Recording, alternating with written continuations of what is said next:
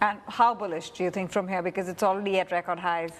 Yeah, so we think gold can continue to make new highs. I think the risks to the upside are increasing, especially to our own forecasts. Yeah, so I think gold can continue to move higher over the coming quarters. Do you have a target from a year-end perspective?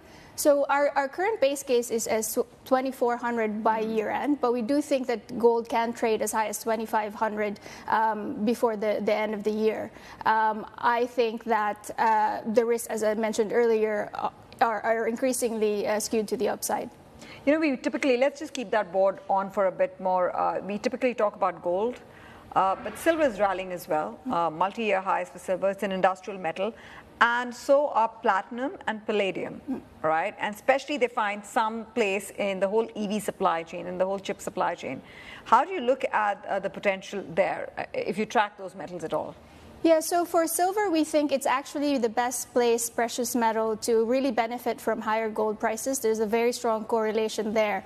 And I think silver, given its tendency to really outperform gold, we think in this environment where gold prices are rising, the Fed is easing policy, and silver supply and demand fundamentals are tight, should actually put it in a good position to really outperform gold this time around.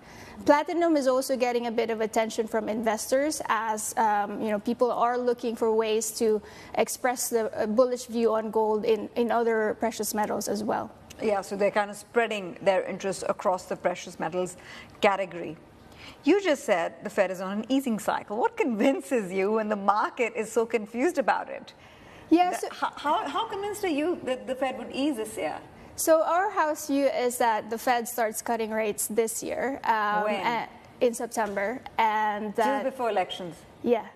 And that they continue to cut rates into 2025. Now, I think as far as gold is concerned, it's not so much about, I think despite the uncertainty around when the Fed cuts or how much they're going to cut, I think the point is that the expectation is that they are going to ease policy. They're more likely to cut than to hike rates, and the bar for the latter being very high. I think that still creates a bullish environment for gold. And in addition to this, there's lots of other factors that are working in gold's favor right now. I think there's a compelling argument to have gold as part of a diversified portfolio in an environment where there's a lot of macro uncertainty and geopolitical risks, and also fundamental demand, particularly in the form of official sector gold purchases and quite resilient physical demand from key markets like India and China are all supportive of higher gold prices here.